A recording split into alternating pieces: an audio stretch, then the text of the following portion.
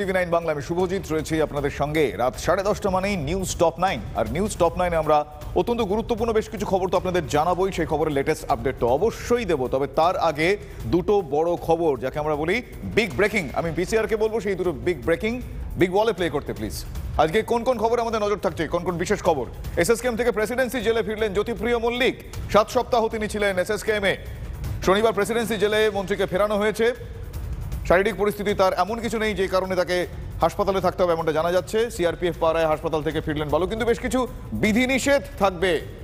7 সপ্তাহ হাসপাতালে ভর্তি থাকার পর তিনি আজ প্রেসিডেন্সি জেলে গেলেন, কিন্তু তার উপর বেশ কিছু বিধিনিষেধ থাকবে। আজকে সেকেন্ড বিগ ব্রেকিং দেখব। আজকের সেকেন্ড বিগ ব্রেকিং, পুরুলিয়ার সাধু নিগ্রহ কাণ্ডে সরব হলেন জেপি নাড্ডা। সাধুদের ওপর হামলার ঘটনায় তৃণমূলকে নিশানা করলেন তিনি, আমি বলবো ইন ডিটেল। তবে প্রথম খবর আজকে চোখ রাখি যে প্রেসিডেন্সি জেলে আজকে আবারও বালু, মানে হাসপাতালে ছিলেন এতদিন, এসএসকেএম থেকে প্রেসিডেন্সি জেলে তাকে নিয়ে যাওয়া হলো। এসএসকেএম থেকে প্রেসিডেন্সি জেলে ফিরলেন জ্যোতিপ্রিয় মল্লিক ওরফে বালু। শনিবার প্রেসিডেন্সি জেলে ফেরানো হয় তাকে। সিআরপিএফ পাহাড়ায় হাসপাতাল থেকে জেলে ফিরলেন। প্রায় 7 সপ্তাহ হাসপাতালে ভর্তি ছিলেন তিনি। আমার সহকর্মী সুশোভন রয়েছেন আমার সঙ্গে এই মুহূর্তে। সুশোভন, বেশ কিছু বিধিনিষেধের কথা জানা যাচ্ছে যে বেশ কিছু বিধিনিষেধ আরোপিত হবে তার ওপর। সেইগুলো কি কি বিধিনিষেধ কিছু জানা যাচ্ছে? দেখো, জেলে ফিরতে যে বিধিনিষেধগুলো মূলত দেওয়া হচ্ছে বা রাখা হচ্ছে সেটা হলো যে তার নিরাপত্তা রক্ষী তা বাড়ানো হচ্ছে। অন্যদিকে সিসি ক্যামেরা, সেই সিসি ক্যামেরা বাড়ানো হচ্ছে এবং নজরদারিও বাড়বে। এবং এই যে সামগ্রিকভাবে যেগুলো বাড়ানোর কথা বলছি, এগুলো মূলত যে 1 জেলে তিনি থাকবেন বলে সূত্রের খবর, সেখানে ইতিমধ্যে সেই কাজ শুরু হয়ে গেছে। এবং জেলের মধ্যে যে মন্ত্রীর যে একেবারে গতিবিধি, সেটাও কিন্তু রাত টানার সিদ্ধান্ত নিচ্ছে কারা দপ্তর, এবং সেই সমস্ত কিছুই একেবারে সামঞ্জস্য রেখে সবকিছু ব্যবস্থা করা হচ্ছে। অন্যদিকে ডাক্তারদের যে নজরদারিতে বা ডাক্তারদের যে অবজারভেশনে সেটা থাকবে।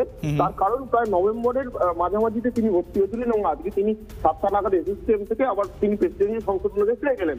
সুতরাং চিকিৎসকরাও দেখবেন যে মূলত তার শারীরিক অবস্থা কেমন, আরো অবনতির দিকে যাচ্ছে কিনা বা কেমন রয়েছে, এই পুরো বিষয়টা দেখবেন। 7 সপ্তাহ 7 উইকস সুশোভন, 7 উইকস 7 সপ্তাহ তিনি হাসপাতালে ছিলেন। 7 সপ্তাহ হাসপাতালে থাকা একজন রোগীর পক্ষে, এবং তার নিশ্চয়ই প্রলংড থেরাপি চিকিৎসা চলেছে, তো তারপর 7 সপ্তাহ পর যখন যে কেউ, ইনি তো বনমন্ত্রী, যে কেউ যখন ফেরেন বাড়িতে হোক বা ওনার ক্ষেত্রে ওনাকে জেলে যেতে হয়েছে, সেক্ষেত্রে তার শারীরিক পরিস্থিতি এই মুহূর্তে তাহলে ঠিক আছে, এটা বলা যাবে? চিকিৎসকরা তাই বলছেন। নিঃসন্দেহে তার শারীরিক পরিস্থিতি বর্তমানে অনেকটাই ঠিক আছে। সেই জন্যই তাকে হাসপাতাল থেকে একেবারে তার যে সংশোধনাগার সেখানে মূলত নিয়ে যাওয়া হলো।